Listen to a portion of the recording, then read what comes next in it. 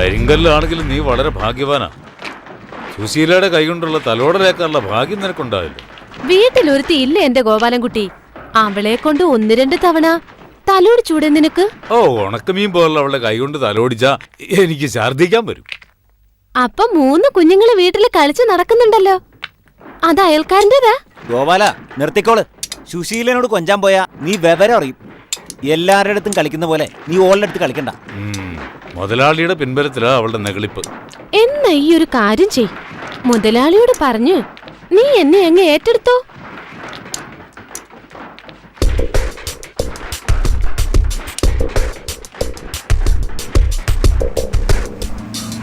ഡായിങ് എത്തിപ്പോയി. എന്റെ മുമ്പിൽ നിന്നാവുമ്പോ പെട്ടെന്നൊരു തീരുമാനവും ഉണ്ടാക്കാം. അതെ, എന്റെ ലോഡ് നിറഞ്ഞു, ഞാൻ പോട്ടെ. നിന്റെ ലോഡ് സുശീല നിറച്ചിട്ടുണ്ടല്ലോ, അല്ലേ സുശീല?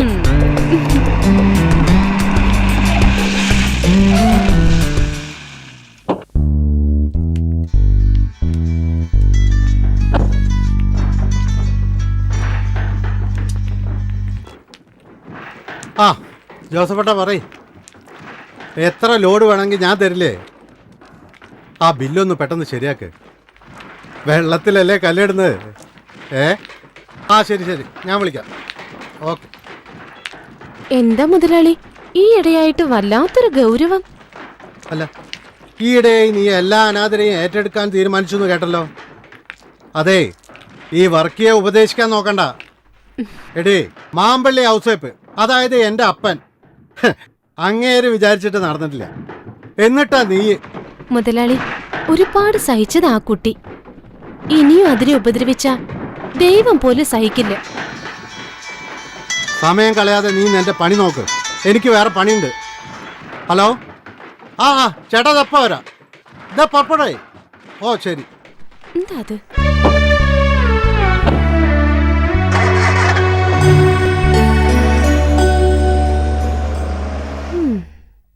എന്റെ ഗോപാലൻ ചേട്ടാ, രാവിലത്തെ ഈ നടത്തം കാരണം കാലിനൊരു നീർക്കെട്ട്. തടി ഇളകാതെ വാസന്തി കാശുണ്ടാക്കുന്നു എന്നാ നാട്ടുകാരുടെ പരാതി. ഓരോരുത്തന്മാരുടെ പുറകെ 1000 വട്ടം നടന്നാലേ കാശ് കിട്ടത്തുള്ളൂ. അതും ചേച്ചീന്റെ മണം അടിക്കുമ്പോഴത്തേക്കും അവന്മാരങ്ങ് പോവും. പിന്നെ താപ്പി പിടിക്കണം. മണം പിടിക്കാൻ അല്ലേലും നിങ്ങൾ മിടുക്കന്മാരാണല്ലോ. ഗോപാലൻ ചേട്ടാ, ബിസിനസ് ഇപ്പൊ മോശ, പണ്ടത്തെ പോലെയല്ല. ആൾക്കാർക്കൊക്കെ ബാങ്ക് വാരി കൊടുക്കല്ലേ, വാസന്തിയുടെ പരിചയമില്ല. എന്തോന്ന് വാസന്തി, ബാങ്ക് എന്ന് പറഞ്ഞാൽ അപേക്ഷിച്ച് കഴിഞ്ഞാൽ തന്നെ ചാവടി യന്ത്രത്തിനല്ലേ പാസ്സാവൂ. എളുപ്പം കിട്ടാൻ വാസന്തി തന്നെ സ്വരണം. വാങ്ങാൻ വരുമ്പോ തേനെ പാലേന്നൊക്കെ വിളിക്കും. കയ്യിൽ കിട്ടിയ പിന്നെ മുങ്ങി നടക്കും. ഇവറ്റകളെ തീറ്റിപ്പോറ്റിയ പിന്നെ മിച്ചമൊന്നും ഉണ്ടാവില്ല. ആ ഗോപാലൻ ചേട്ടാ, നിങ്ങളുടെ സ്വന്തക്കാരിയുടെ? ഓ, ഏത് സ്വന്തക്കാരി?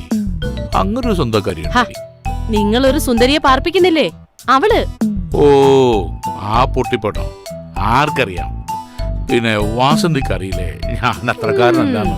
എനിക്കറിയാലോ, അതല്ലേ ചോദിച്ചത്. ആ, അവളൊരു കുളിക്കാത്ത പെണ്ണ. നടക്കട്ടെ നടക്കട്ടെ. എന്റെ പൊന്നെ. എന്റെ വർഗിച്ച നിങ്ങൾക്ക് വട്ടാണോ? അതേടാ, ഇത്തരം കാര്യത്തില് വർക്കിച്ചന് ഇത്തിരി വട്ടാ. എനിക്കതാ മനസ്സിലാവാത്തത്. സുശീലയോട് ഉടക്കാൻ മാത്രം ഈ പീറപ്പെണ്ണത് എന്ത് കണ്ടിട്ടാ വർഗിച്ച? സുശീല ഒന്നാന്തരം, അതില് സംശയമൊന്നും വേണ്ട എനക്ക്. എന്നാ ഓക്ക് അല്പം മൂപ്പ് കൂടുതലാ. എന്നാലും കുളിക്കത്ത് പോലും ഇല്ലാതെ. പൊട്ട, നല്ല 5 സ്റ്റാർ ഹോട്ടലിൽ നിന്ന് കഴിക്കുന്നതിനെക്കാട്ടും നല്ലത് ചിലപ്പോ തട്ടുകടയിൽ നിന്ന് തിന്നുമ്പോഴാ. എടാ, വെള്ളക്കുപ്പായത്തിൽ ഒരു കറ വീണാൽ എങ്ങനെയാ, അതുപോലെയാ മനസ്സിലൊരു ആശ വീണ അത് തീർക്കാതെ പിന്നെ ഈ വർക്കിച്ചന് ഉറക്കം വരില്ല.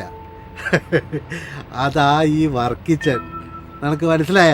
അങ്ങനെ ചോദിച്ചാ എന്നാൽ ഈ വർക്കിച്ചന്റെ ഒരു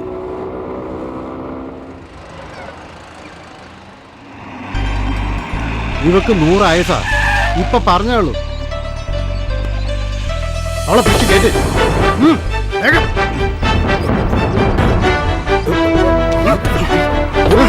പിടിച്ച് കേട്ട്.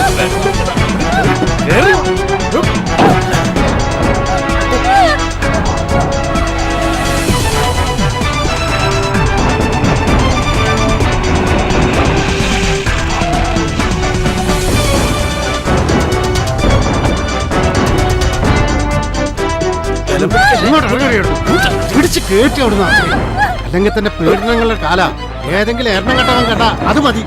മനുഷ്യനെ സ്വൈര്യമായിട്ട് ഒന്ന് ജീവിക്കാൻ സമ്മതിക്കില്ല. പിടിച്ച് കേട്ടു.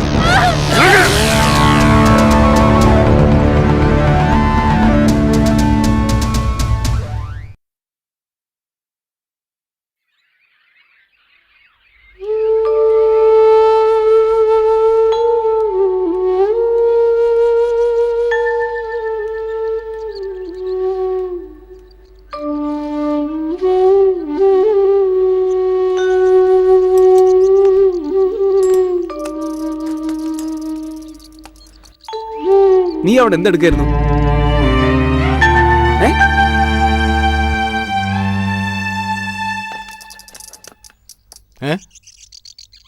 എന്താ കിട്ടാൻ വേണ്ടി വന്നതാ?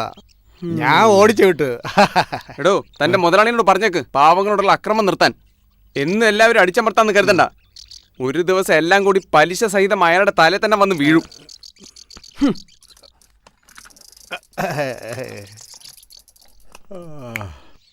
പഴയ സാഹിത്യ സൃഷ്ടികൾ ഇന്നും നിലനിൽക്കുന്നു.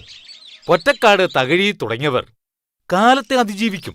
എന്നാൽ ഇന്ന് വളർന്നു വരുന്ന പുത്തൻ എഴുത്തുകാർ അത്തരം ആഴത്തിലുള്ള സൃഷ്ടികളിൽ ഏർപ്പെടാത്തത് എന്തുകൊണ്ടാണ്? ഇന്ന് പെണ്ണെഴുത്ത് ആണെഴുത്ത് എന്നൊക്കെ പറഞ്ഞ് അർഹതയില്ലാത്ത പലരും വാരികകളിൽ നിലവാരമില്ലാത്ത സൃഷ്ടികൾ എഴുതി പിടിപ്പിക്കുന്നു. അത്തരം സൃഷ്ടികൾ ആയുസ് കുറയുന്നു. അബൂക്ക എന്ത് പറയുന്നു? ഏത് വിത്ത് മുളപ്പിക്കാനാവും, എന്നാൽ പാകമായ മൂപ്പത്തിയ വിത്ത് പാകിയാൽ അതിൽ ഫലം പറിക്കാനാവും. ശരിയല്ലേ സ്നേഹരാജേ? ശരിയാണ്. പറഞ്ഞതുപോലെ നല്ല സൃഷ്ടികൾ എന്നും നിലനിൽക്കും. കാലഘട്ടത്തിനനുസരിച്ച് മുളച്ചു പൊന്തുന്നവൻ അതുപോലെ തന്നെ കരിഞ്ഞു പോകും. അതേ ഇപ്പോഴും സംഭവിച്ചിട്ടുള്ളൂ. ആരോ ഒരാൾ പോയല്ലോ. വല്ല കച്ചറയും പെറുക്കാൻ നടക്കുന്നവരായിരിക്കും. ഏയ്, ഇതങ്ങനെയല്ല. ഏതോ നാട്ടിൽ നിന്ന് ഇവിടെ എത്തിപ്പെട്ടതാ. രാത്രിയുടെ മറവിൽ അതിനെ പലരും ശല്യപ്പെടുത്തുന്നു. ശരിക്കു പറഞ്ഞ കാര്യം കഷ്ടമാണ്.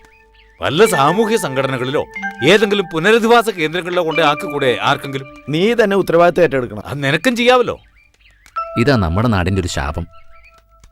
ഇതൊന്നും എൻ്റെ കാര്യമില്ലാന്ന മട്ടിൽ സ്വന്തം കാര്യം നോക്കി താൻ നടക്കും. സഹജീവികളോട് മനുഷ്യസഹജമായ അടുപ്പവും സൗഹാർദ്ദവും കാട്ടിയാൽ അത് സമൂഹത്തിന്റെ കൂട്ടായ്മയായി വരും. നാടും പുരോഗമിക്കും. അവൾ അങ്ങോട്ട് പോട്ടെ, നമുക്കിത്തിരി കളിക്കാം. നമ്മുടെ കളി നടക്കട്ടെ. ഇല്ല, എനിക്ക് മാങ്കാവിലൊരു മീറ്റിംഗ് ഉണ്ട്, പോയേ മതിയാവും. എനിക്കും പോയിട്ട് പണിയുണ്ട്. നിങ്ങളെ ഞാൻ ഡ്രോപ്പ് ചെയ്യാം. എന്നാ ശരി. എന്നാ ശരി. ആ